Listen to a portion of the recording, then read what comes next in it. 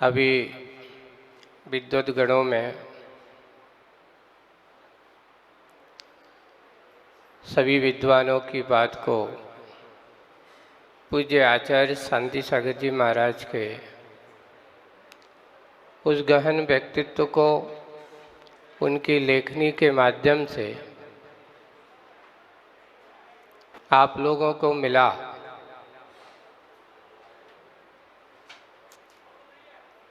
एक बात हमारे श्री जय कुमार जी साहब ने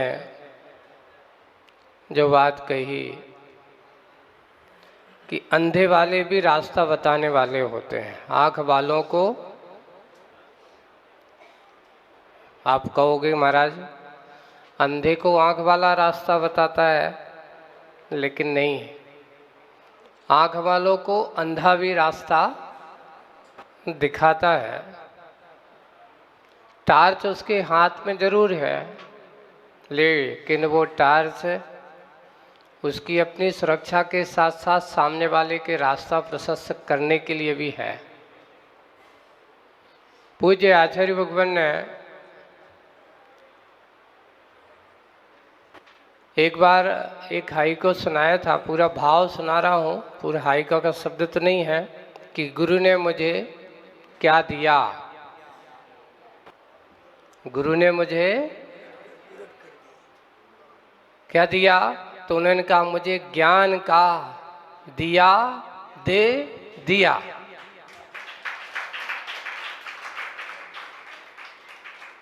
एक इस बात को विशेष रूप से ध्यान रखना चाहिए कि जहाँ ज्ञान का दिया जयवंत तो होता है,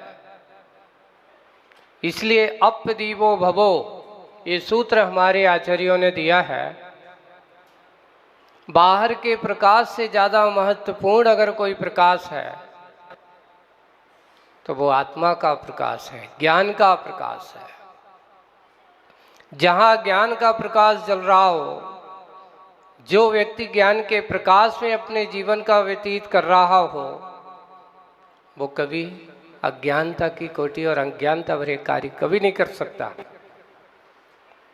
सम्यक ज्ञान हमारी आत्मा का स्वभाव है,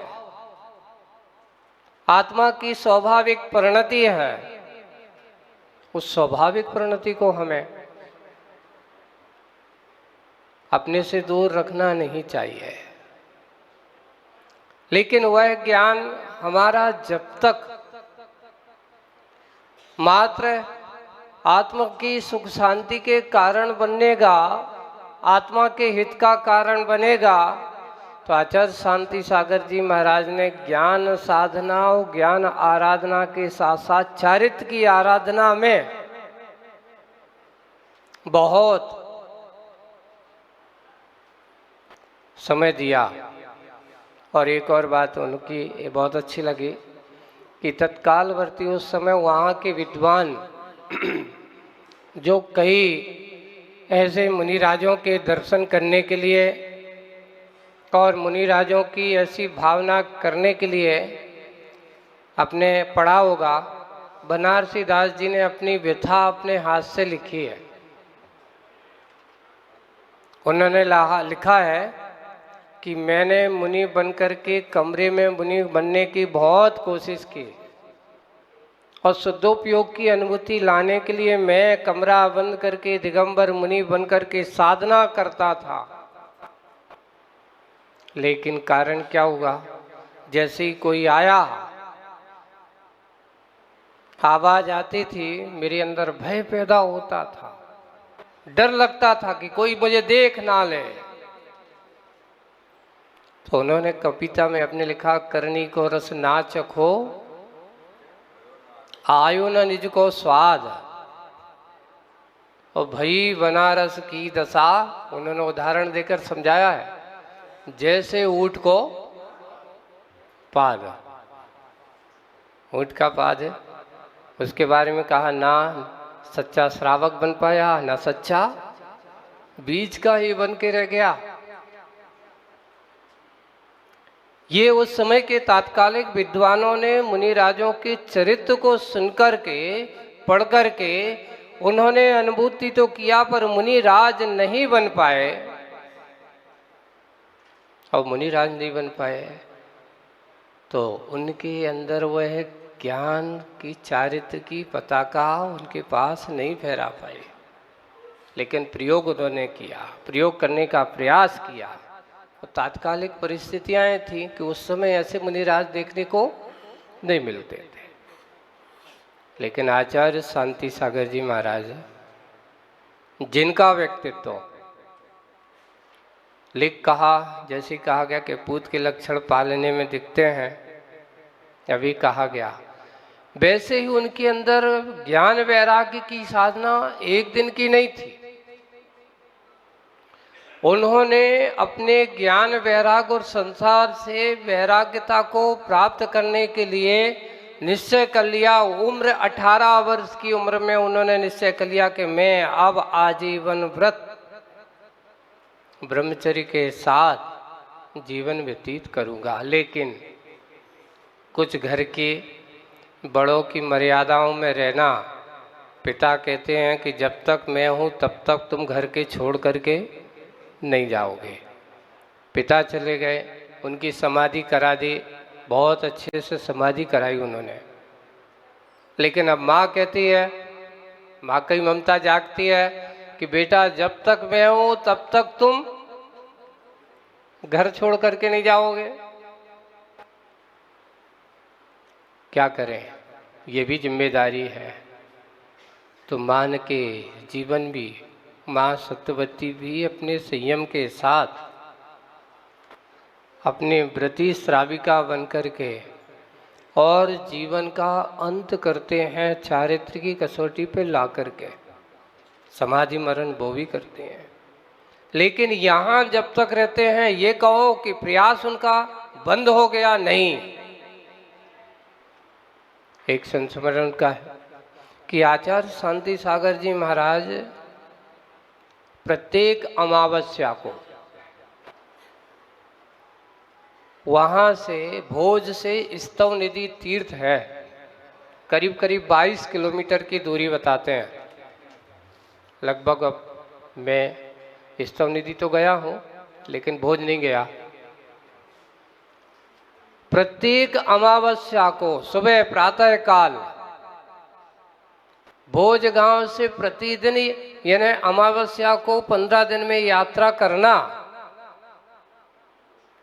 लेकिन कैसी यात्रा करना? साइकिल से, गाड़ी से नहीं, पैदल यात्रा करना। मुनि बनने का अभ्यास यहीं से चालू होता है। मुनि के लक्षण अगर आपसे पूछे जाए तो मुनि की विशेषता क्या है, तो अपने यहाँ ये कहा, जो पदयात्री हो और करपात्री हो वो हमारा मुनि है, वो हमारे गुरु है। ये हमारे गुरु की विशेषता है कि जो पदयात्री और करपात्री, उनके कर ही जिनका पात्र है और जिनका चलना पैदल स्वभाव है। तो उन्होंने कहा कि अब क्या करना है, तो उनके साथ में उनकी बहन जो बाल विधवा हो गई, वो भी उनके भाई के साथ हर अमावस्या को पैदल वो भी साथ में जाती थी। देखिए आस्था। अभी तीर्थ यात्रा की बात हमारे अरहंत भाई ने कही गई कि चलते फिरते तीर्थों के संरक्षण, सबसे पहले आप सबसे तीर्थ वंदना करोगे तो तीर्थों के संरक्षण करोगे। पहली बात एक है, पूज्य आचार्य श्री का एक सूत्र था, तीर्थों की सुरक्षा अगर होगी तो तीर्थ यात्रियों के जाने से होगी। अगर आप वहां जाओगे तो आपका तीर्थों का संरक्षण होगा। अगर आप जाना बंद कर दोगे तो आपकी तीर्थों का संरक्षण नहीं होगा। जब आचार्य श्री गिरनार यात्रा पर थे उस समय छुल्लक था, मैं भी उनके साथ में ही था। और वहाँ जाकर के जब गिरनार यात्रा पे हम लोग जब वंदना करते थे 5वीं टॉक पर और 4थी टॉक पर, एक भी बार ऐसा यात्रा नहीं है जो 4थी टॉक पर आचार्य श्री ना गए हों। अब आप कहेंगे कि महाराज अब तो बड़ी विसंगति, ऐसे कैसे चढ़ें? हम लोग हर बार तो आचार्य कहते थे चौथी टॉक पे जाते हैं तो वहाँ बैठ कर के जब ध्यान करते हैं तो ऐसा लगता है जैसे चौथा काल नजर आ रहा हो। चौथी टॉक पर देखते हैं वहाँ की विशुद्धि और ध्यान, वहाँ की आप फोटो देखना, आचार्य बैठे हो ध्यान में और वहाँ उन चरणों की वंदना करते हुए, तो यहाँ बैठते हैं तो चौथा काल नजर आता है, लेकिन जब ऊपर जाते हैं तो वहाँ की विसंगति और वहाँ पर जिन्हें देखते हैं तो ऐसा लगता है जैसे पंचम काल आता है। वही क्षेत्र है, वही परिस्थितियाँ हैं, वही भूमि है। ऐसे क्षेत्रों के प्रति, तीर्थों के संरक्षण के प्रति अगर हमारा और अपने अंदर के भाव होते हैं तो ऐसे तीर्थों की बड़ी पवित्रता है। जब शांति सागर जी महाराज वहाँ गए, उनकी बड़ी भावना थी कि गिरनार यात्रा करना है। मुनि बनने के बाद भी गिरनार गए हैं वो, शायद यहाँ गुजरात यात्रा पर आए हैं। तो उस समय जब वो क्षुल्लक अवस्था में गए तो उन्होंने नियम लिया और नियम लेकर के उन्होंने अपने दुपट्टे का त्याग किया और त्याग करने के बाद वहाँ जैसे ही अपने दक्षिण भारत पहुँचते हैं आजीवन वाहन का त्याग भी कर दिया कि अब मैं आज के बाद अब कभी भी वाहन से यात्रा नहीं करूँगा। पहली बात एक आज वर्तमान स्थितियाँ हमारी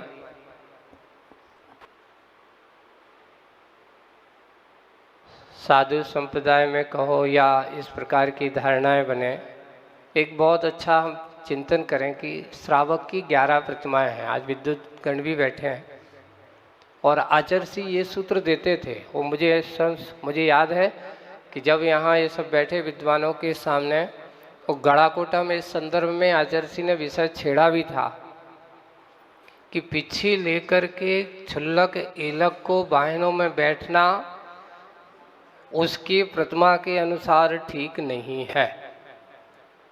बोले कि क्यों? 8वीं प्रतिमा का नाम क्या है?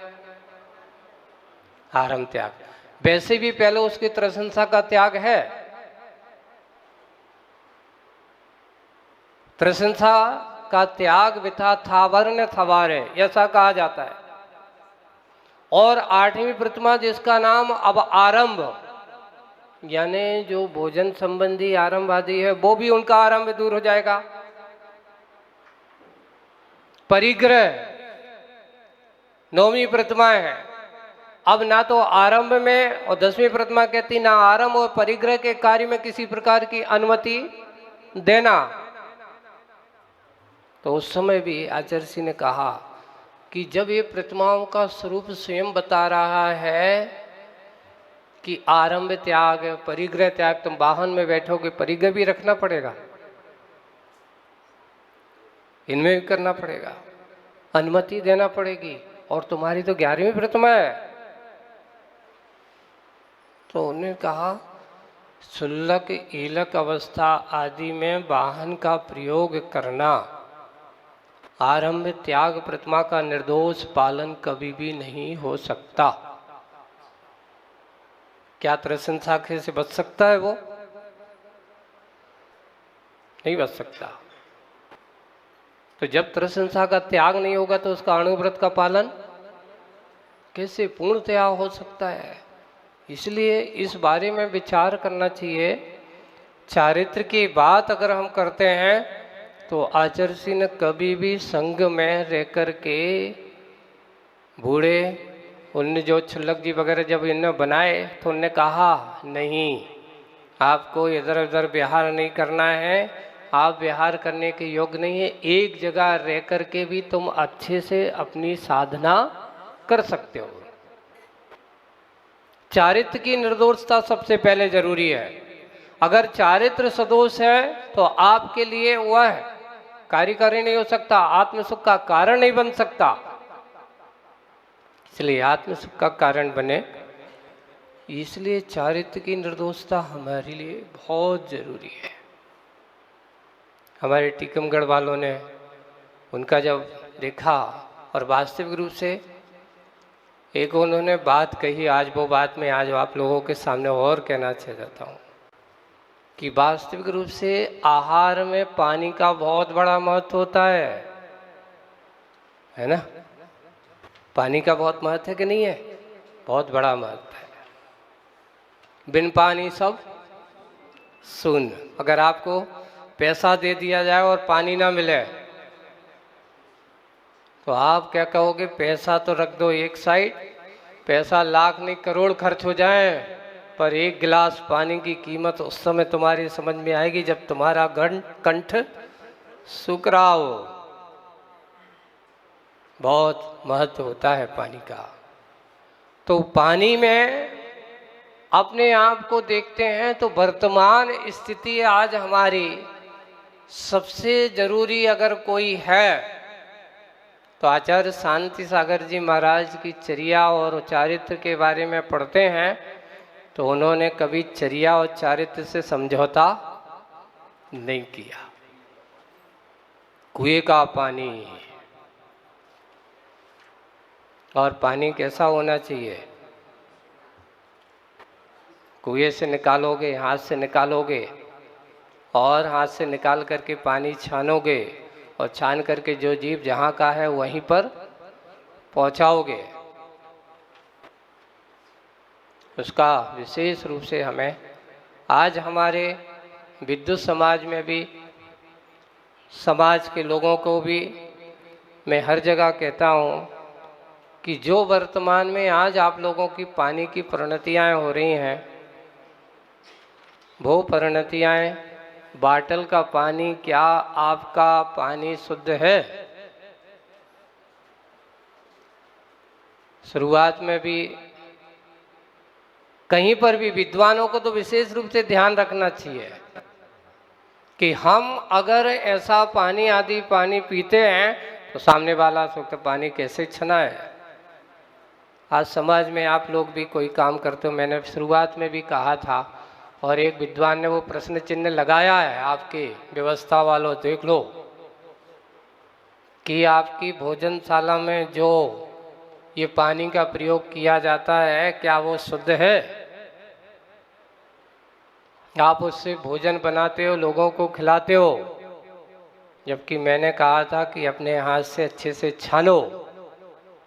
लेकिन फिर भी आप लोगों को तो वही अच्छा लगता है जो करना ना पड़े। सोचो कितने जीवों की प्रार्थना होती है।